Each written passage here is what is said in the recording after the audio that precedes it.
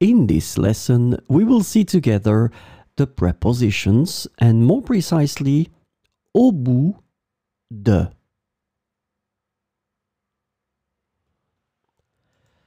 So, of course, the first thing that we need to see together is what is une préposition? Well, a preposition is an invariable word which brings two words together. The second word is called complement, and it allows to specify the time, the cause, the place, the state, the manner, the purpose, or the matter.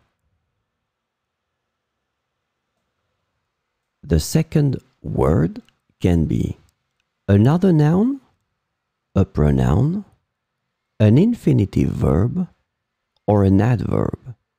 And last but not least, remember that this complement can also be a sentence.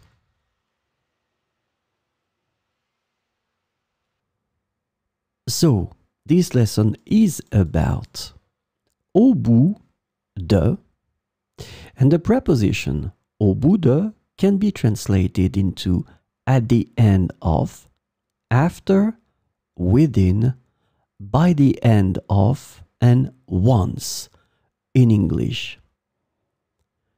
So let's see 4 examples with au bout de. Au bout de la rue, vous trouverez un joli parc. Au bout de la rue, vous trouverez un joli parc. Elle a réussi à résoudre le problème au bout de quelques heures. Elle a réussi à résoudre le problème au bout de quelques heures. J'habite au bout de l'impasse. J'habite au bout de l'impasse.